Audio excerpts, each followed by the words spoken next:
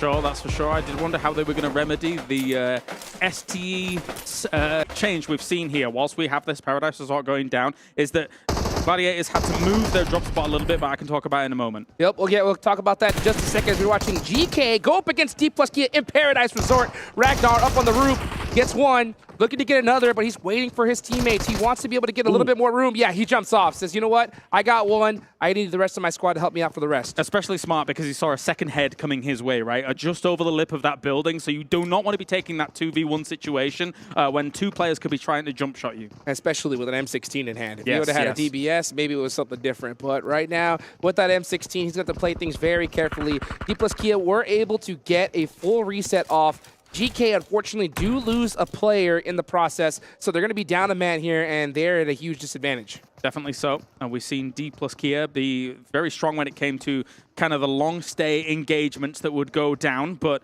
at the same time here, this is kind of really on their doorstep. They're going to have to change gears a little bit and eventually take this fight fast, because, I mean, it's faster than most of their engagements in the All-Stars. This is what I think is the reason why D+Kia is such a threat. They are so patient. Even though they have the man advantage, they want another knock. They don't want to risk it. They say, okay, we know that we're up. Let's just take our time and slowly creep on GK, hopefully get another knock, and then it's going to be easy pickings from there. Definitely so. Okay, if there's a lull in this for the moment, actually, no, I still can't talk about the Gladiators situation until this one is concluded. So we do have a QBZ in hand, and Height will be able to get Forest straight away.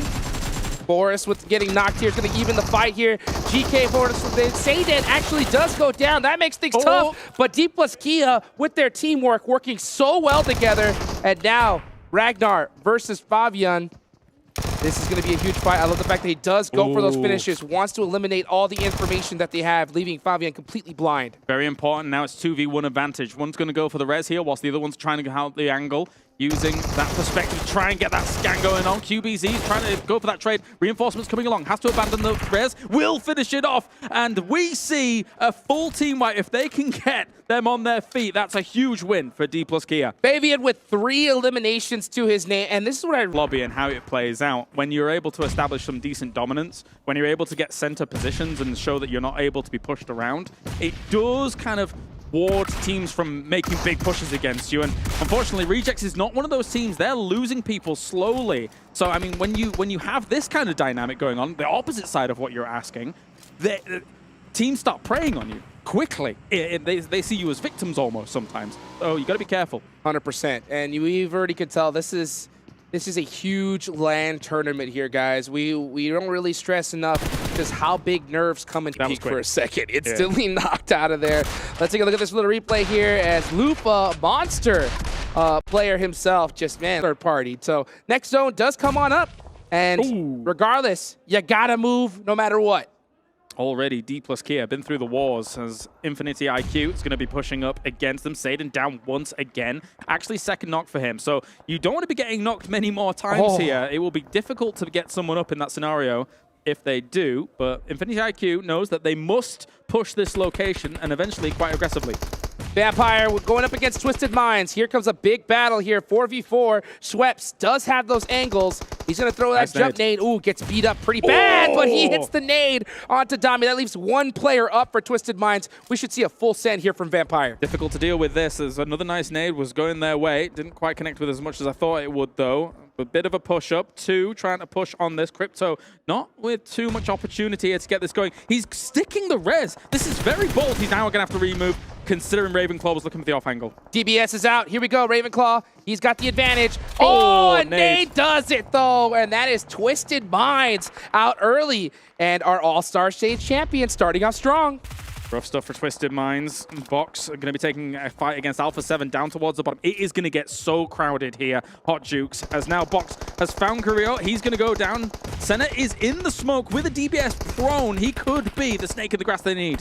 Here he comes. Pops out. Gets one DBS shot. Gets another. Looking for the double play. The nade comes out, but he gets knocked in the process. So Box Gaming down 2 players, but Alpha 7 is hurt big time. I believe it's only 1 up. Yeah, that's going to be Revo, the last 1 player up for him.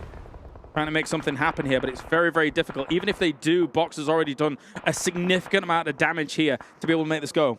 I think if you're Revo, you got to push here. Like, you just got to send it at this point. So I mean, don't get the reses, etc. Yeah, because your teammates are already going to be down and out, and the chances of you even surviving for placement points here in the SANHOK is like practically 0. Yeah, it's very difficult. Again, with the amount of people that are still alive here during all of this. Alpha 7 is gone, though. That's them down in 13th place. Here comes Vampire, pushing on Rejects. This is actually such a great opportunity for them because this team was already wounded. Jula is going to go down. Sarah's charging a nade. Unless they group up massively, this isn't getting much done. It's not bad.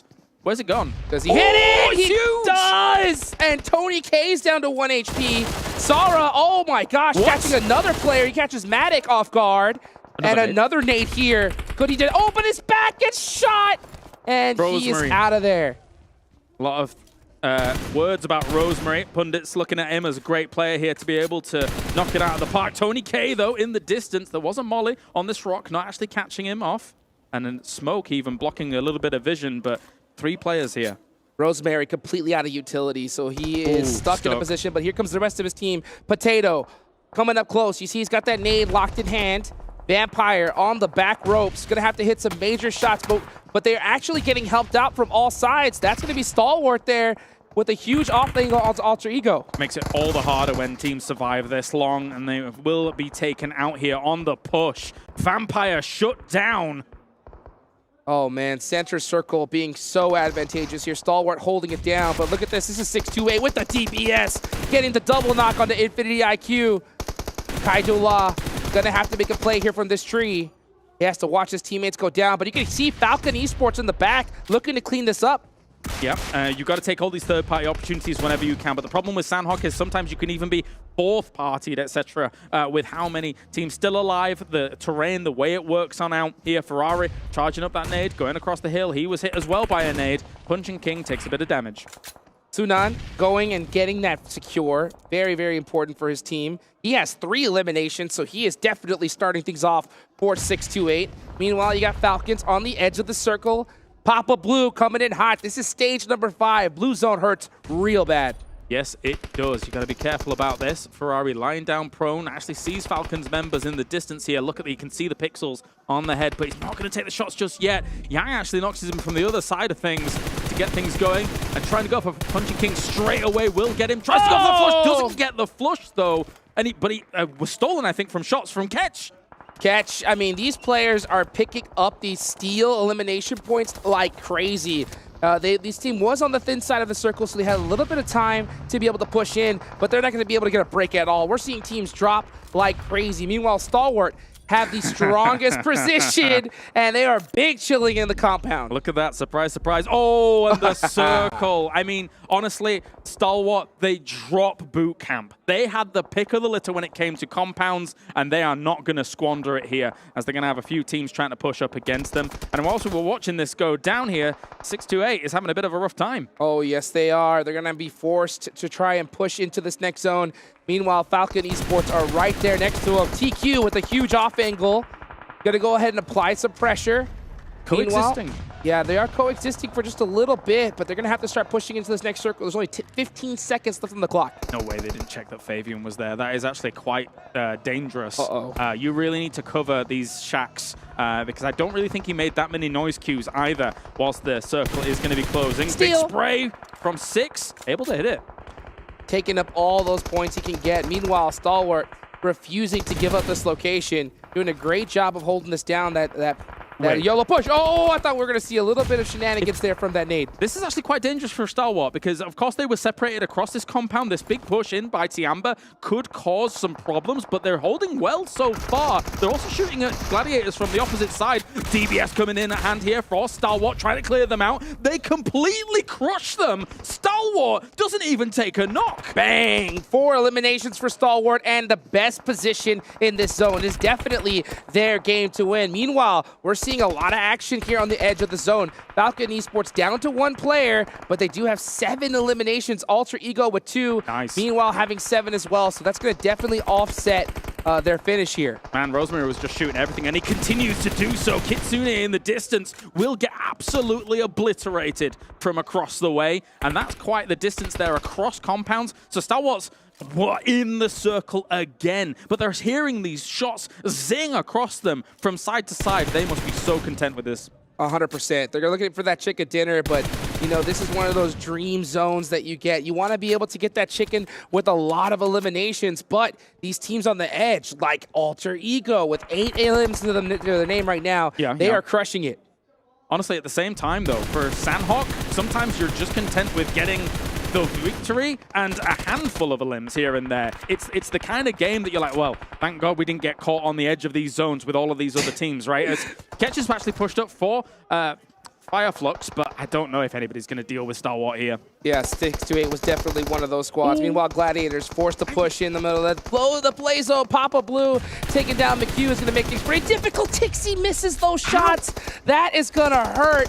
And STALWART makes him pay for it. They're gonna destroy everybody on every angle here. STALWART keeps escaping at low health. They just keep falling back to cover. They're taking the angles they need to. They're not over-aggressing on this. If the circle goes their way once again, they couldn't be more blessed. And Gladiators knew the situation. They stayed in the blue zone, and they denied the points to STALWART. In that scenario, that is the best thing that you could do. I'm so impressed by STALWART's ability to hold both sides of the road on this compound. They've been so good about it. At the same time, though, this could cause problems. Fireflux and them have been able to push up against this, so maybe this divide and conquer tactic might work. Well, Potato is up close. Top is completely separated. They can take the advantage here with a 2v1, but now it's turned into a 1v1. Oh. Potato is going to get a finish. That is 9 eliminations. Huge game here for Alter Ego. Massive, massive here, especially as I say on a SANHOK, where usually it's all very spread out. The elims flying in thick and fast. As Fireflux here, they've turned their attention towards Alter Ego, trying to shut them down just in case they can only scrap for a second place. Solus going down. Fireflux going to have to jump out that back window if they want to get the res. Meanwhile, Potato hard chilling in the building. Oh, and he does go down. So Solus getting picked underneath the building. Meanwhile, Fireflux, here comes Papa Blues. This is stage 9. It's going to go down to nothing. What a shot from Lutz. What a shot here. Fireflux really contending and trying to push on against this, though. They're on fire, trying to get out of this situation. It's not going to be easy. Potato actually able to shut them down. He's able to scrap second place from this here, as STALWART should be able to get the first. Potato is hungry. He's got the Uzi. No it's a way. 1v1. No way. Potato. No way. Looking to steal the chicken dinner from STALWART with the jump shot. DBS. It's going to be a STALWART Esports chicken dinner. That was way too close. That was too